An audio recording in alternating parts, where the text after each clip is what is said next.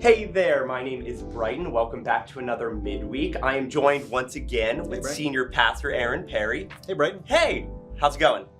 It's going well. I'm upright. Yes. Well, I'm seated, but I'm upright. Yes, Yeah. seated but upright. Yeah. Glad to have you back. Thanks for being here with me. You're welcome. So I forgot whenever we met the last time, that we had a fun fact prepared and I never thought to ask you. We just jumped right into the scripture. So here's your opportunity for people to just kind of get to know you. So should I give two fun facts? Oh, hey, if you want to do one for the last time, Sure, make all one right. up for this time. Hey, well, one fun fact is that my wife Heather is a twin, and that Very didn't cool. cause me any troubles. I can tell them apart. Her sister is a great friend, such a great important part of our family. So she's a twin, but it sometimes does cause troubles whenever Heather's out of town. If Heidi is caring for our kids, and sometimes people will do a double take. So that's one fun fact. Yeah. The other fun fact is I became a diehard Pittsburgh Steelers fan because my dad gave me a hat when I was like 10 or 11 years Oh, old. wow. And that just set the trajectory of my football fandom All right. in life. So Hey. two fun facts for the price of one this Hey, week. that's all good. My fandom's on the other side of the state, Philadelphia Eagles. So Hey, well, congrats. Hey, You're- thank you. That's why you're just kind of like 6 inches off the ground. Sure, yeah. Yeah, a month or so. Yeah, absolutely. So you just gave this message in James chapter 4, verses 13 to 17, the Lord's will and the Lord's way. And one of the things, you started off your message with this pilot's analogy, but it's really about how tightly or loosely we hold on to our life.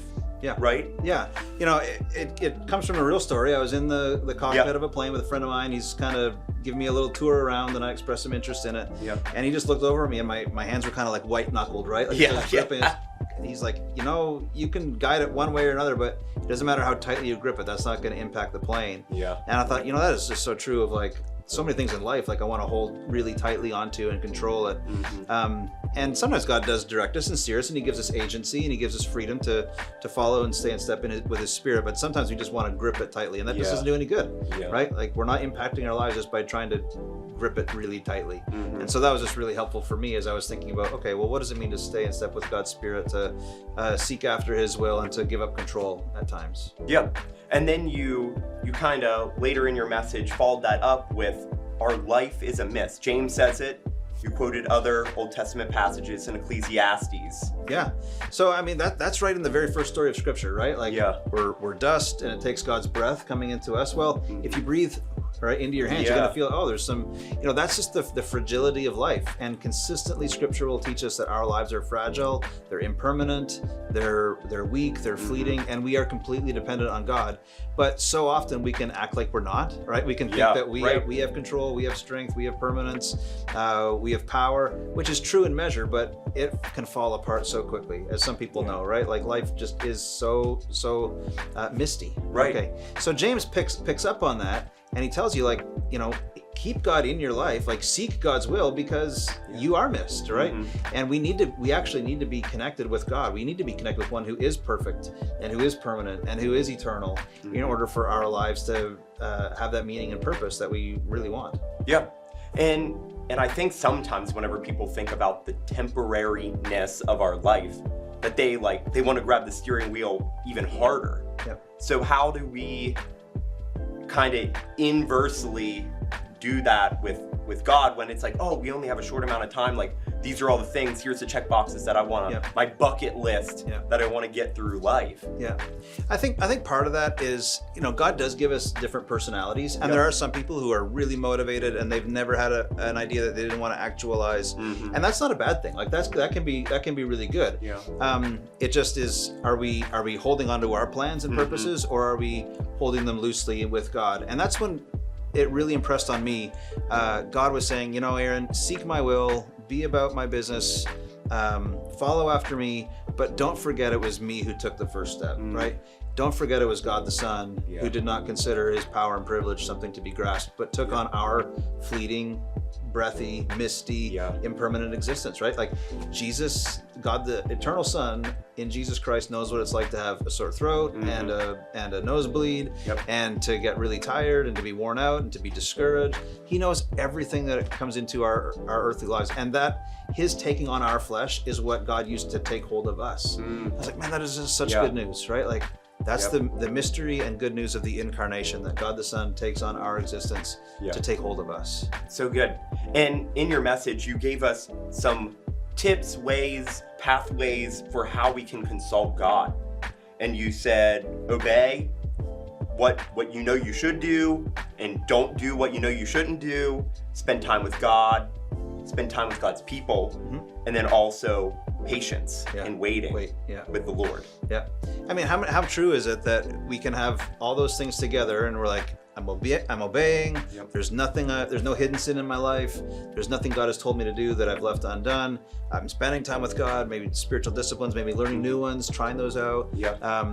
I'm spending time with God's people. Well, why isn't God revealing his will to me? Well, Yeah. because he's calling you to wait. And Yeah. actually, he does amazing work in us when we wait, right? That's the St. It's hard. Cyprian said, well, yeah, that was one thing we talked about in the sermon. Yeah. Like, patience is so hard. It took the death of God's Son for us to become patient, right? It took that amazing sacrifice for us to become people who are patient, for us to be like God. So that waiting is so necessary for the work that God will do in us as we wait, and sometimes just in the regularity of life. Well, there's other parts and pieces and things that God's got to move around for His will to be revealed. Yep. Right? Sometimes, not sometimes, all the time, what God is guiding in my life is going to have some kind of impact on somebody else. And if we just stop to think about all the interacting connections and all the domino effects and things that God's unfolding will would have, like, we would be terrified to act. But whenever we wait, God is able to orchestrate, bring those things together in ways that are just so good and done well. Yeah, very good. And one of the things that you said in your message that really stuck out to me was that you said that any part of life that is not intentionally brought under the lordship of Jesus Christ will grow into full-grown defiance of God. Yeah. Like anything. Well, yeah, that's what James says, right? Yeah. And James is often so stark, but he says, like, if you make these plans to go to a city and spend a year there and make money and you haven't consulted God, he says, those are arrogant boasting and evil schemes. And I'm like, well, somebody might do that without even really thinking about it. Like, oh my goodness, like I wasn't trying to be evil, I wasn't trying to be boasting, but he's drawing out the end of it, right? Like, if you do things on your own, then you're cutting God out. And especially dangerous is whenever we go to God and we say, God, I want your wisdom, show me what to do. And then we decide, well, I'm going to take it or leave it. Yeah. Like that's when the idolatry becomes so clear. But James is saying, that the seeds of that idolatry is already there if you just don't consult God in the first place. Yeah. Yeah, and I think about like even good things, like things that God intended for our good and His glory, we can take if we don't keep it under His lordship as well. Well, absolutely, right? The devil never tempts us with things that are not enjoyable, pleasurable, good in their way that God has ordained, right? Like we're not tempted by things that are not good. We're tempted precisely by good and very good things.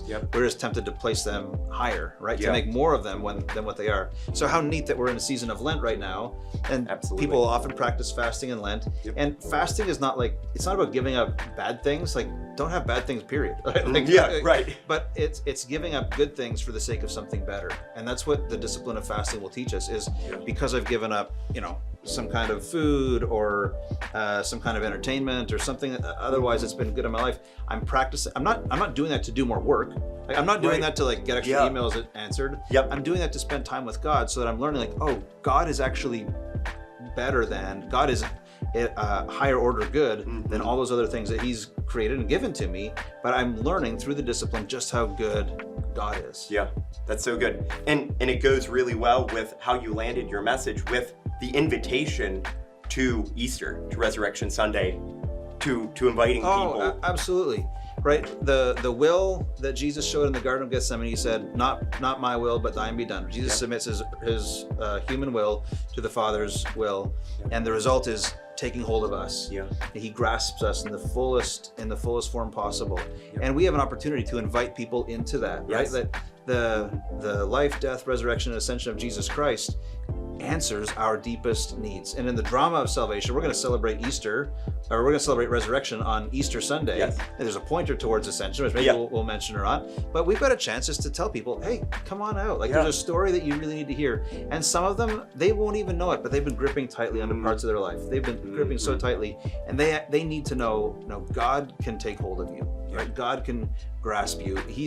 Jesus, God the Son, gave up everything in order to take hold of you in your life, taking on flesh and himself. And it's so good for them to hear that story and see how it unfolds in the death of Jesus, and then in the resurrection, his life vindicated and validated by God the Father. Wonderful. Wow.